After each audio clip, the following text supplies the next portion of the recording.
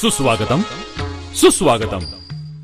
सालाबादप्रमाणे सालावकर बंधू सादर करीत आहेत महिषासुराचा वध. सुमेर पर्वतावर तपश्चर्या करून महिषासुरानं ब्रह्मदेवांना प्रसन्न करून घेतलं आणि वर मागून घेतला. ओम ब्रह्मदेवाय नमः. ओम ब्रह्मदेवाय नमः. ओम ब्रह्मदेवाय नमः. वत्सा महिषासुरा, ब्रह्मदेवाय नमः. तुझ्या या घोर तपश्चर्येवर आम्ही प्रसन्न आहोत. माग वत्सा माग, तुला कोणता हवा तो वर माग. प्रणाम ब्रह्मदेव. हे परमपिता विश्व निर्माता, मला अमरत्व प्रदान करा. ब्रह्मदेवा, अमरत्व प्रदान करा. महिषासुरा, या अखंड विश्वामध्ये कोणीही मानव अथवा दानव अमर नाही. वत्सा, परिवर्तन हा सृष्टीचा नियम, पण वरदान देण्याचं वचन मी तुला दिलं आहे. वत्सा, तू अमर होशील. तुझ्या बाहुबलानं तू तिन्ही लोकांवर राज्य करशील. तुझं हे बाहुबल कोणत्याही कन्येवर कधीही आजमावू नकोस. जोपर्यंत माझ्या या नियमांविरुद्ध तू जात नाहीस तोपर्यंत तू अमर आहेस.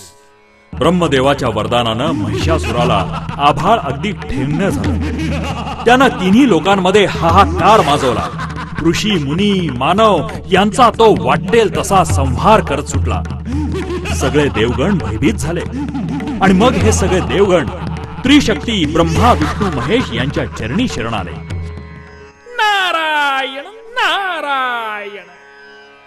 हे देवाधिदेव इंद्रा, अरे हे मी काय पाहतोय? आज आपण इतके भयभीत का दिसत आहात देवा? नारद मुनी, अहो महिषासुरानं सर्व देवदेवतांना सळो का पळो करून सोडलंय. अरे इंद्रदेवा, आपण तर देवतांचे राजे, आपणास कोणाचं भय?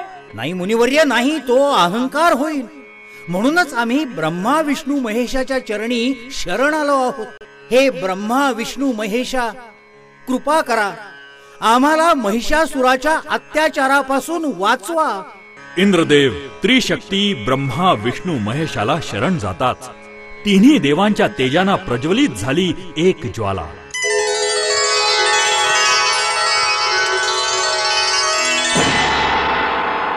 त्यातून प्रकट झाली आदिमाया, आदिशक्ती, अष्टभुजाधारी, विविध आयुधांनी युक्त अशी शक्तीची देवी माता दुर्गा.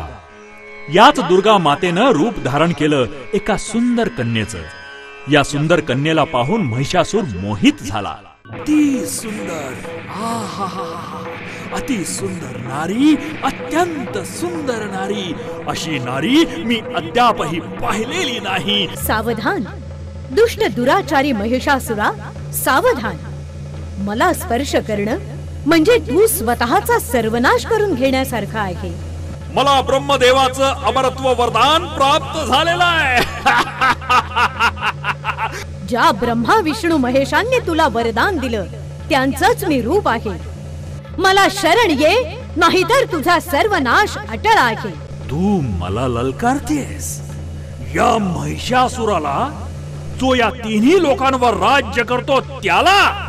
ये कर युद्ध या महिषासुराशी, कर.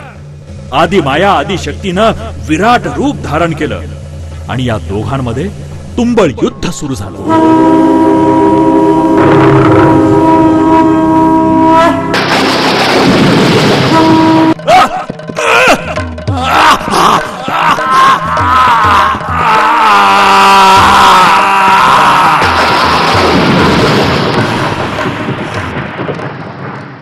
अशा प्रकारे आदिमाया आदिशक्तीनं महिषासुराचा वध केला.